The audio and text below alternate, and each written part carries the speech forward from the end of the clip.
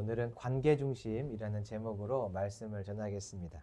예수님이 잡히시던 날 밤에 베드로는 멀찍이에서 예수님을 쫓아갔습니다. 걱정하는 마음으로 쫓아갔겠죠. 이때 베드로에게 시험이 시작됩니다. 너 그와 함께 있었지? 너 그에게 속한 자지? 너 그와 함께 사역할 때 그 현장에 있었지? 하며 누군가로부터 베드로가 이 질문을 받게 되죠. 그러니까 베드로는 예수님이 누구냐라는 질문을 받은 게 아니라 그 예수와 저 예수와 너는 어떤 관계냐는 질문을 받은 것이죠. 베드로는 끝내 이렇게 말합니다. 난 저 예수와 관계없다. 난 무관하다. 베드로는 예수님을 정확하게 알고 있었어요. 예수님이 어떤 분이신지도 고백했죠. 그런데 또 중요한 것이 있어요. 잘 아는 것이 중요한데 또 중요한 것은 무엇이냐면 그와의 관계를 계속 이어가는 것입니다. 그가 나에게 어떤 분인지를 계속 아는 것이에요. 그가 나에게 어떤 분인지를 정확히 알고 그 안에서 살아가는 것이죠. 예수님이 구원자, 하나님의 아들이어도 나와 관계없는 분이라고 여기면 그 구원자의 은혜가 내게 적용될 수가 없어요. 하나님의 아들로부터 받는 은혜와 구속의 역사가 내게 적용될 수 없어요. 그래서 우리에게 필요한 것은 예수님을 아는 것, 그리고 또 넘어서 그 예수님이 나와 어떤 관계인가를 정확하게 고백할 수 있는 것이죠. 하나님은요, 지금도 우리에게 물으세요. 너는 내 아들 예수와 어떤 관계니? 이 질문을요, 예수님도 똑같이 받으셨어요. 사내들인 공회에서 받으셨죠. 예수님은 자신을 버리시는 하나님, 자신을 징계하시는 하나님, 자신을 고난에 처하게 하시는 하나님을 향해 이렇게 외쳤어요. 저분은 나의 아버지십니다. 나는 그의 아들입니다 하며 사람들에게 자신이 하나님과 어떤 관계인지를 끝까지 선포하고 믿음으로 그것을 외치시죠. 하나님이 누구인지 아는 것, 예수님이 누구인지 정확하게 아는 것 아주 중요합니다. 그런데 또 중요한 것이 있어요. 내가 알고 있는 그 하나님, 예수님과 나는 지금 어떤 관계인가? 나는 그분을 어떤 분으로 여기고 있는가? 나는 그와 함께하고 있는가? 그에게 속해 있는가? 그의 일에 동참하고 있는가? 하는 이 관계를 정확하게 알고 관계를 정확하게 선포하는 것, 이것이 우리가 주님께 마침내 받는 질문인 것입니다. 저와 여러분 안에 예수님과 내가 어떤 관계인지를 정확히 말할 수 있는 그 믿음, 정확하게 시인할 수 있는 그 은혜가 가득 있었으면 좋겠습니다. 자, 54절 말씀 보시죠. 예수님이 대제사장의 집에 끌려가셨어요. 베드로는 멀찍이에서 따라갔죠. 가까이 가기를 꺼려했습니다. 왜냐하면 혹시라도 그 예수님 때문에 내게 어떤 일이 생기지 않을까 하는 그 두려움들이 그에게 있었습니다. 베드로는요, 예수님이 어떤 분인지 알고 있었어요. 구원자다, 그리스도다, 하나님의 아들이다. 이것을 하나님의 은혜로 알고 또 선언했던 사람이죠. 은혜로 깨닫고 고백도 했던 사람이에요. 그런데 죄인처럼 끌려가는 그 예수님을 보면서는 예수님을 변호할 만한 어떤 힘들이 사라졌어요. 이전에는 칼을 들고 뭔가 대항해 보려고도 했었는데 예수님을 반대하는 사람들을 향해서 목소리를 내는 그런 일들도 이젠 할 수 없는 상태가 되었어요. 담대함이 사라졌죠. 다만 예수님을 사랑했기 때문에 아주 그 가느다란 사랑의 마음을 붙들고 멀찍이에서 예수님을 쫓아가는 거죠. 54절, 예수님이 제사장의 집에 들어가셨습니다. 이제 신문을 받으러 끌려가셨고 바깥 뜰에서 베드로는 그 상황을 지켜보고 있는 것이죠. 밤이었어요. 불을 피워놓고 사람들이 있는 그 자리에 베드로도 함께 앉아서 저 멀찍이 보이는 예수 그리스도의 그 뒷모습을 보며 그도 불을 쬐고 있었죠. 56절, 그때 한 여종이 베드로를 찾아왔습니다. 그 불빛이 지나갈 때, 그 타오르는 불빛이 지나갈 때 베드로의 얼굴을 한번 보고 어디서 봤던 사람인데, 또 그 불빛이 지나갈 때 베드로의 얼굴을 한번 또 보고 어디서 봤던 사람인데, 그때 확신했어요. 당신 예수 그리스도와 함께했던 바로 그 사람이지. 베드로에게 찾아온 이 여인이 베드로가 예수님과 관계된 사람이라고 사람들 앞에 고발을 하죠. 그러니까 베드로는 지금 넌 예수님이 누구라고 생각하냐 그 질문을 받은 게 아니에요. 마태복음 16장에서 예수님이 말씀하시죠. 너는 나를 어떻게 생각하냐? 너희들은 나를 누구라고 생각하냐는 존재에 대한 질문을 받은 것이 아니라 예수님이 너와 어떤 관계에 있느냐, 함께 했었느냐, 함께 하지 않았느냐 하는 관계에 대한 질문을 받게 되는 거죠. 자, 그러자 57절 베드로가 이렇게 합니다. 부인해요. 난 그를 모릅니다. 완전히 몰라요. 난 본 적도 없어요. 같이 얘기해 본 적도 없어요. 단호하게 거절을 하죠. 그러니까 베드로가 지금 예수님의 존재를 부인하는 말을 한 것이 아니에요. 예수님과 나와의 관계를 부인하는, 부정하는 말을 한 것이죠. 자, 58절. 조금 후에 시간이 지났어요. 시간이 지났다는 것은 베드로가 방금 한 말에 대해서 돌이켜 생각해 볼 수 있는 기회가 있었다는 것이죠. 하나님이요, 베드로에게 지금 기회를 주셨어요. 시간이 조금 지났습니다. 조금 후에. 그러니까 베드로가 아이고 이거 말 잘못했다. 내가 그러면 안 되는데 말 잘못했다. 근데 저 예수님과 함께 있는 것이 복이라고 생각하고 동행했었는데 아이고 잘못됐다는 생각할 수 있는 여유를 주신 것이죠. 58절. 조금 지난 후에 다른 사람이 다시 한번 불 앞에 선 베드로의 얼굴을 우연히 보았어요. 불길이 쑥 지나갈 때 비춰지는 그 베드로의 얼굴. 다시 한번 불길이 쑥 지나갈 때 비춰지는 그 베드로의 얼굴을 보고 알았습니다. 너 그에게 속한 자지. 여기서 도당이다 하는 말은 너 그에게 속한 자지라는 뜻이에요. 이 말을 반복해서 했습니다. 아무리 봐도 너는 예수께 속한 자야. 너 예수와 함께 했던 자, 예수께 속한 자야. 저번에 너 전도하러 다니실 때 내가 봤어. 그 옆에 너 있었지. 너 예수께 속한 자야. 오병이어 기적 일으킬 때 너 그때 같이 있었던 자지. 내가 봤어 하고 너 그에게 속한 자야 하며 이 사람이 베드로를 사람들 앞에서 고발하죠. 베드로는 두 번째 같은 시험을 받았어요. 예수님이 누구인지에 대한 어떻게 믿는지에 대한 얘기가 아니라 그와 너는 어떤 관계냐라고 하는 질문을 두 번째 받은 것이죠. 그러니까 지금 사단은요, 베드로에게 예수님의 처음 모습을 보여주고 있어요. 그것은 허락해 주죠. 그러면서 너 저와 저 예수와 관계되었으니까 너도 이제 죽을 수 있어. 너 저 예수가 걸어가는 길 같이 가게 될 거야. 너도 제 예수와 관계된 사람이고 속한 자니까 너도 저 예수와 같이 끌려가는 일을 당할 거야 하며 그를 두려움으로 위협하고 있어요. 하나님은요 그때 무엇을 하실까요?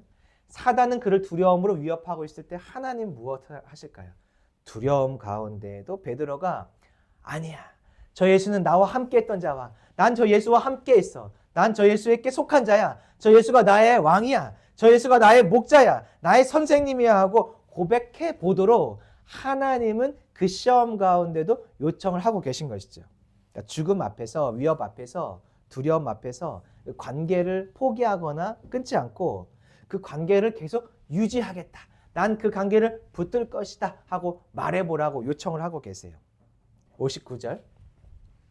1시간쯤 지났어요. 그러니까 앞에서는 시간이 조금 지났고 두 번째 대답을 한 이후에 이제 세 번째 상황이 또 오는데 이때까지 1시간이 지났다고 하죠. 그러니까 시간이 더 점점 더 늘어나고 있어요. 그 생각할 수 있는 시간, 돌이킬 수 있는 시간이에요. 하나님이요, 베드로에게 계속 기회를 주고 계세요. 베드로가 두 번 지금 엉뚱한 얘기를 했어요.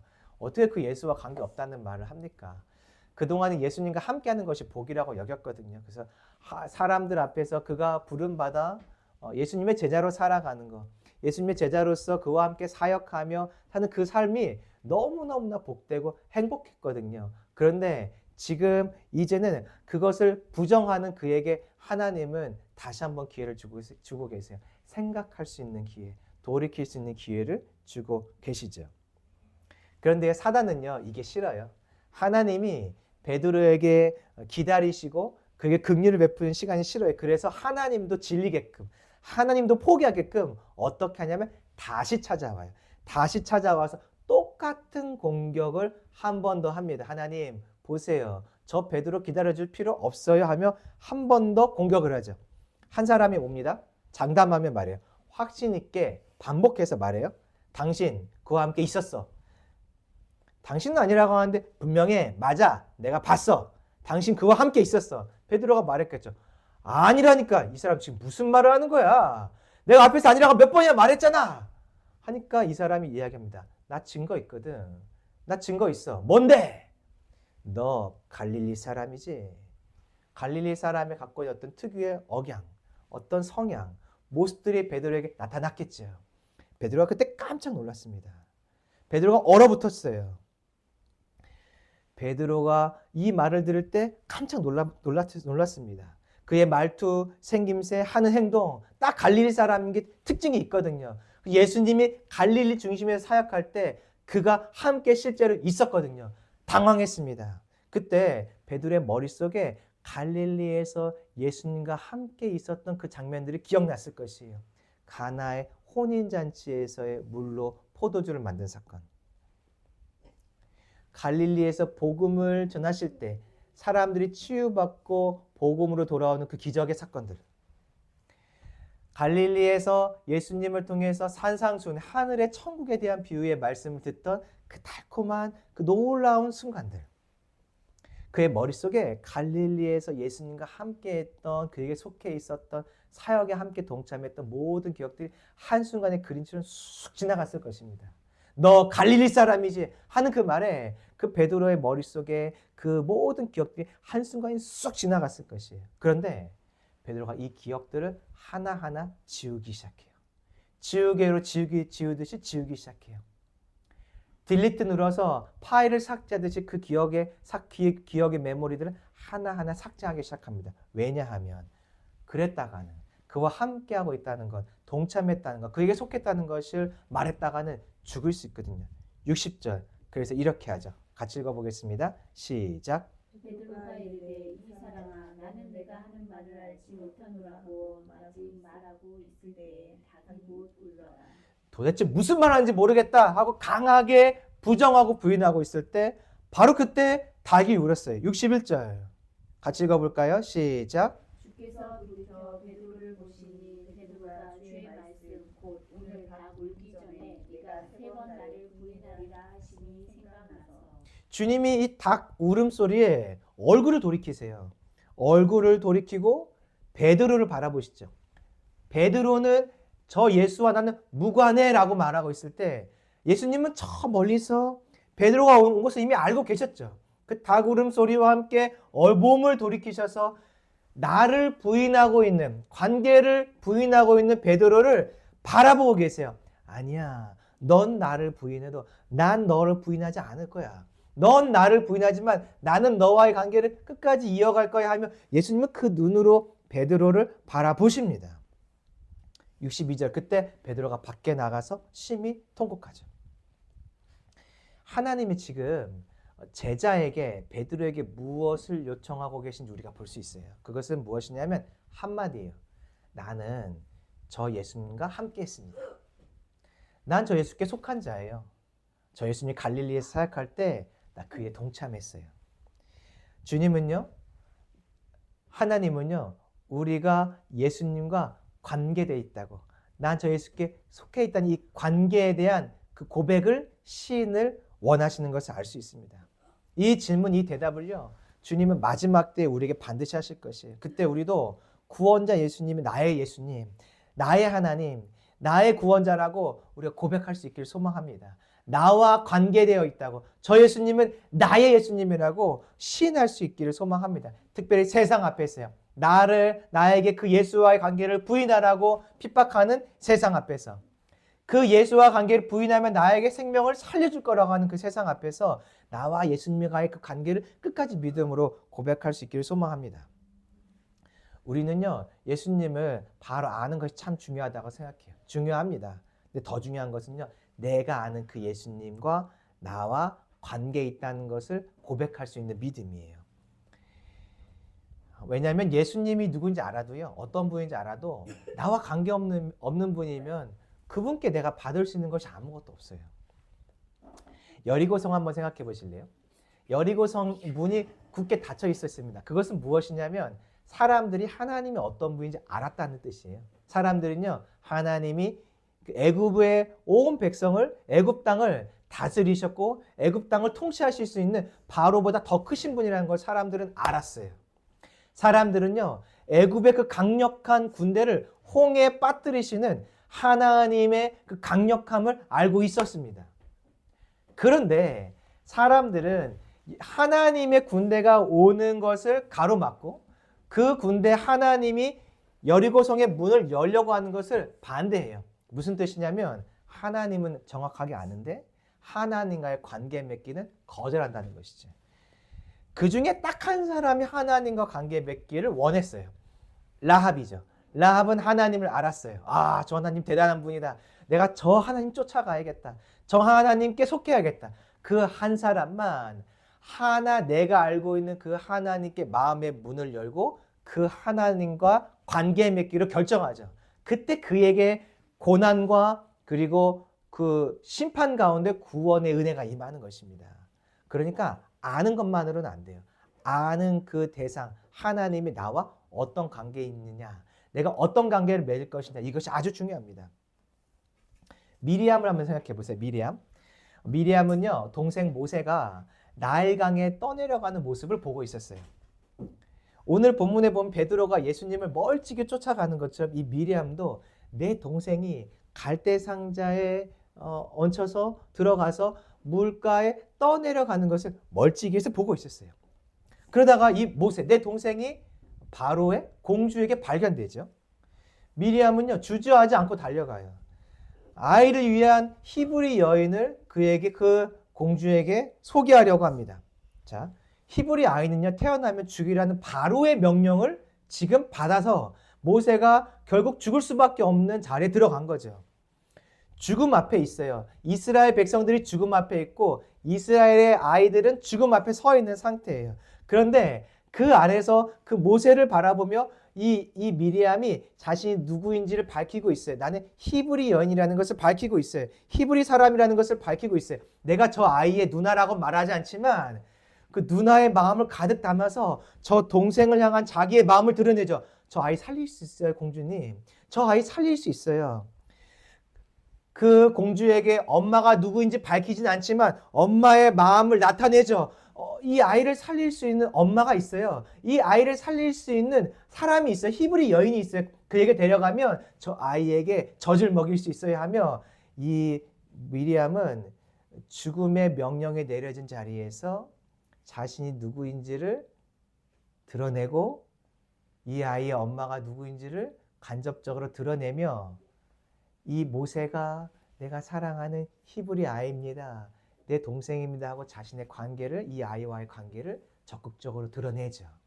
그 죽을 수 있는 길이기도 해요. 그런데 그 죽음 앞에서 관계를 명확하니까 어떤 일이 일어나냐면 자기도 살지만 그 모세도 살아나는, 죽음 앞에서 살아나는 역사가 일어나죠.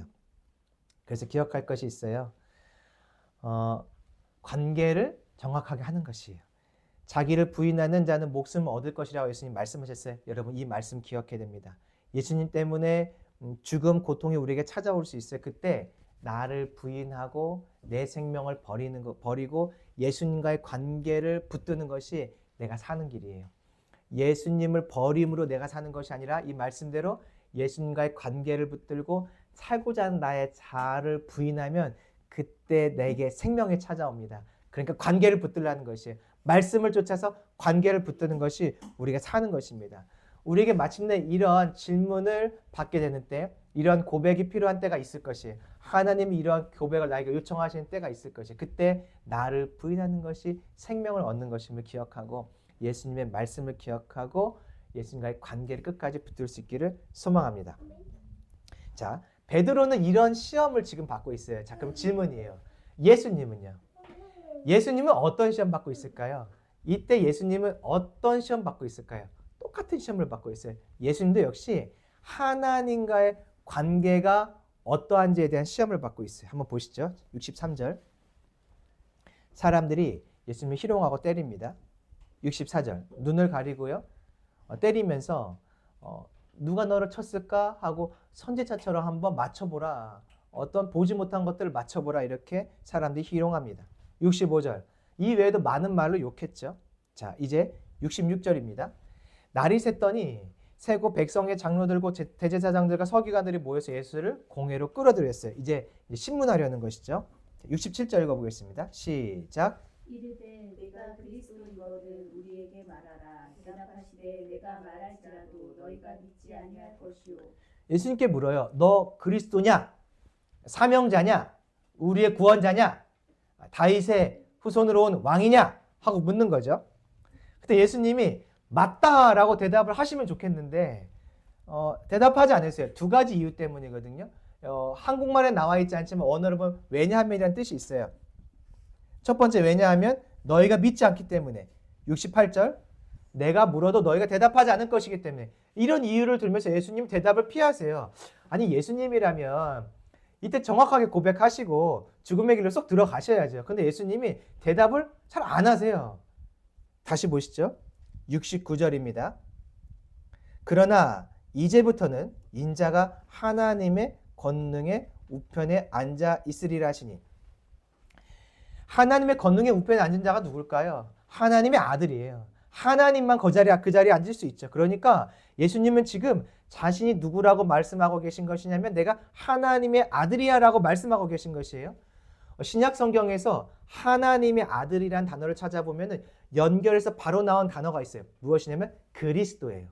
그러니까 앞에서 그리스도라고 질문했을 때 대답을 안 하셨는데 그럼 예수님 피하신 건가? 아니에요. 하나님의 아들이라고 스스로 말하는 것이 곧 내가 그리스도다. 구원자라고 말하는 것과 똑같은 것이에요. 70절 보시죠. 그래서 이렇게 사람들이 대답을 하죠. 읽어보실까요? 시작. 다 이르되 그러면 내가 하나님의 아들이라 대답하시되 너희들이 내가 그라고 말하고 있느니라. 사람들이 이 말을 듣고서 저 예수가 지금 자기 자신을 하나님의 아들이라고 말하고 있네라고 생각한 거죠. 그래서 너가 그러면 하나님의 아들이냐라고 말했더니 예수님이 이렇게 대답하세요. 내가 그라고 너희들이 이미 말하고 있다. 그러니까 내가 하나님의 아들이라는 것을 인정했다는 것이죠. 여러분 이 결과가 뭔지 아세요? 내가 하나님의 아들이라고 인정한 결과. 자 70절 말씀 보실까요? 그들이 이르되 어찌 더 증거를 요구하리요. 더 이상 신문할 필요 없다는 것이에요. 이 예수가 죽어야 될 정확한 이유를 우리가 얻었다는 것이죠. 그러니까 이 사람들은 지금 예수님이 하나님의 아들이라고 말하면서 신성모독하는 것이라고 생각했어요. 그래서 이 예수를 죽여야겠다고 결단을 하게 돼요. 그러니까 예수님 만약에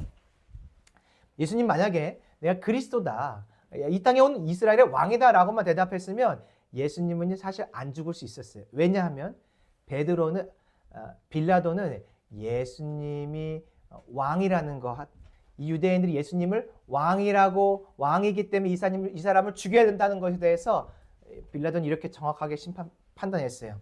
죄가 없다. 이 사람이 유대인의 왕이라 하는 부분에 대해서는 정확하게 죄가 없다라고 정확하게 말했어요. 빌라도는 말했죠. 그러니까 예수님이 그리스도라고 말하는 것은요, 안 죽을 수 있는, 그것만으로는 안 죽을 수 있는 조건이 될 수 있어요. 그런데요, 빌라도가 이렇게 판단을 했지만 사람들이 예수님을 죽여야겠다고 마지막까지 말했던 이유는 한 가지예요. 신성모독 때문에 그래요. 신성모독 때문에 안 된다. 당신이 이 사람이 죄가 없다라고 말해도 이 사람은 반드시 죽어야 된다. 이유는 한 가지다. 신성모독 때문에 이 예수는 죽어야 된다라고 끝까지 그들이 주장해서 결국 예수님은 죽게 돼요. 예수님은요 지금 이 마지막 신문 받는 자리에서 어떤 고백을 하는 것이냐면요, 자기가 죽는 고백을 하신 것이에요. 하나님의 말씀을 따라서 내가 죽는 고백을 하신 것이에요. 내가 하나님의 아들이라고 말하면 죽어요. 이거 말하면 죽어요. 이거 말하지 않으면 살 수도 있어요. 그냥 미친 사람이다라고 생각하면 살 수도 있어요. 왜냐하면 과거에도 자신이 이스라엘의 왕이다, 메시아라고 말했던 수많은 사람들이 있었는데 그 사람들이 알아서 사라졌거든요. 알아서 죽기도 하고 대항하다 죽기도 하고 알아서 사라지기도 했어요. 그런 역사가 있기 때문에 예수님이 하나님의 아들이라고 말하지 않으면 안 죽을 수도 있어요. 그런데 예수님은 마지막까지 자기가 죽는 길을 선택해요. 하나님의 아들이라고 말하면서 신성모독 하는 그 길로, 사람들이 신성모독이라고 하는 그 길로 들어가게 되죠. 예수님이 마지막까지 했던 말은 결국에는 나 저 하나님과 관계에 있어 이야기하신 것이에요. 내가 저 하나님을 아버지라고 믿어. 저 하나님은 나의 아버지셔. 나는 그의 아들이야 하면서 마지막까지 하나님과의 관계에 집중하시죠. 그래서 그 고백을 했을 때 마침내 예수님은 죽게 되세요. 그러나 결과적으로는 부활하시죠. 관계를 붙들고 내가 살고자 하는 내 자아를 부인하면 그 하나님과의 관계로 인해서 결국 부활의 자리에 들어가게 돼요. 우리도 마찬가지예요. 예수님과의 관계를 붙들고 내가 살고자 하는 나의 자아를 부인하면 결국 내게는 생명이 찾아오는 것입니다. 마지막 때 우리는 결국 다 베드로와 같은 자리에 서게 될 것이에요. 그때 중요한 것은 내가 예수님을 어떻게 아느냐, 여러분 중요해요. 정확하게 알아야 돼. 그래야 바른 믿음의 고백을 할 수 있고 끝까지 믿을 수 있으니까. 근데 또 중요한 것이 있어요. 정확하게 안다면 정확하게 고백할 줄 알아야 돼요. 오늘은 10월 27일 많은 예수 믿는 사람들이 함께 모여서 내가 하나님을 믿습니다. 난 하나님 말씀이 진리입니다라고 선포하는 하나님의 나와의 관계를 드러내는 자리로 들어가게 될 것이에요. 이 결과가 어떻게 될지 아무도 몰라요. 교회가 자신의 정체를 드러내고 예수 믿는 사람이 하나님과의 관계를 드러내므로 어쩌면 세상에서 정치적인 더 많은 핍박을 받을 수도 있어요. 그건 아무도 몰라요. 이 결과는 어떻게 될지 아무도 몰라요. 우리 예수 믿는 사람들이 더 어려움에 들어갈 수도 있어요. 교회가 더 큰 핍박을 받을 수 있어요. 어쩌면 반대로 세상 사람들이 교회를 두려워할 수도 있겠죠. 그다음 반대로 교회를 더 핍박할 수도 있어요. 알 수 없지만 우리는 이 모든 과정 속에서 끊임없이 내가 하나님을 나의 아버지를 믿습니다. 예수님이 나의 구원자를 믿습니다. 그분은 진리인 것을 선포하며 그분과의 관계를 끝까지 우리가 붙들고 나가야 될 줄로 믿습니다. 그러면 난 죽을 수 있지만 반드시 부활하게 되어 있고요. 나는 내 생명은 부인될 수 있지만 내 영원한 생명은 주님께서 분명히 부활시키고 구원해 주실 줄로 믿습니다. 우리가 이 고백을 해야 되는 시간이 왔을 때 그 관계를 붙들고 꼭 이 고백 할 수 있기를 소망합니다.